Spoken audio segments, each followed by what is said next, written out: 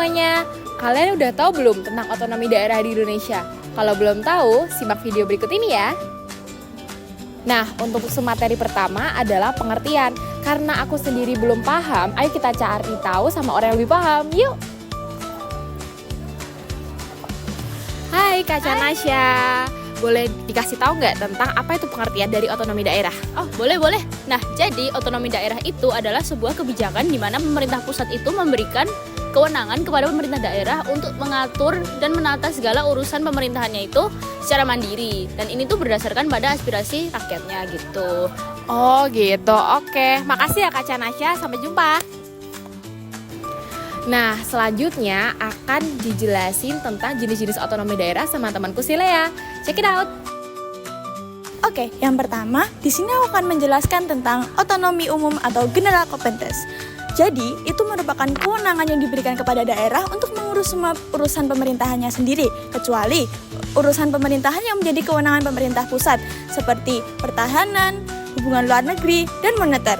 Contohnya, pemerintahan kabupaten atau kota itu mengurus semua urusannya sendiri, seperti tentang pendidikan dasar, kesehatan, dan infrastruktur lokal.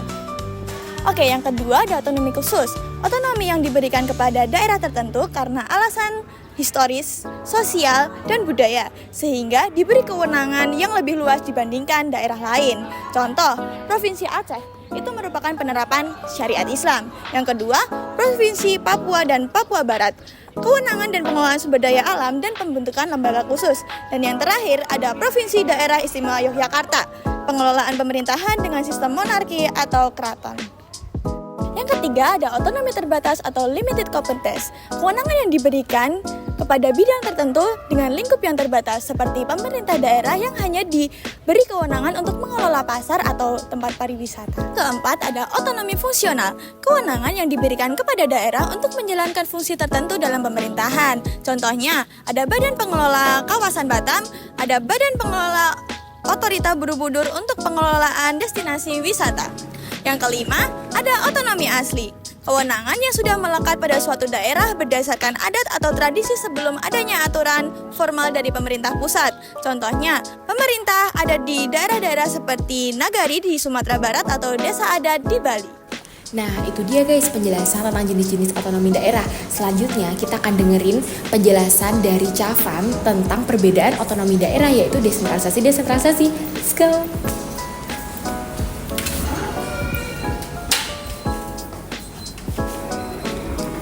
Nah guys, ini dia orangnya. Ayo kita tanyain. Halo Cavan.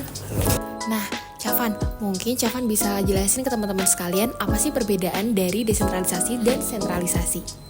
Baik, makasih ya. Jadi, desentralisasi adalah penyerahan wewenang dari pemerintah pusat kepada pemerintah daerah untuk mengatur dan mengurus urusan pemerintahan sendiri sesuai dengan peraturan dan perundang-undangan yang ada tentunya. Nah, hal ini itu bertujuan untuk mendekatkan pengambilan keputusan kepada masyarakat lokal sehingga kebijakan yang dihasilkan itu bisa lebih sesuai dengan kebutuhan dan aspirasi mereka. Nah, sedangkan sentralisasi sendiri itu sebaliknya, yaitu pemusatan wewenang dan pengambilan keputusan di tangan pemerintah pusat. Jadi, semua kebijakan dan keputusan penting itu diambil oleh pemerintah pusat tanpa melibatkan pemerintah daerah gitu. Itu aja sih. Oke, makasih Cavan atas informasinya. Sampai jumpa.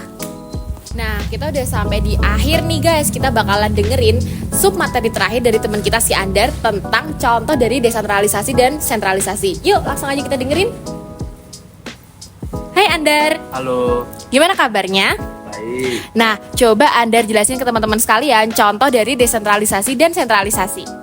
Kalau untuk sentralisasi, contohnya ketika pemerintah daerah DKI Jakarta telah menerapkan aturan-aturan tentang pungutan pajak-pajak retribusi daerah sesuai dengan undang-undang yang ditetapkan di pemerintah pusat, dan itu terpusat namun tetap harus dilakukan oleh daerah-daerah pemerintah lainnya.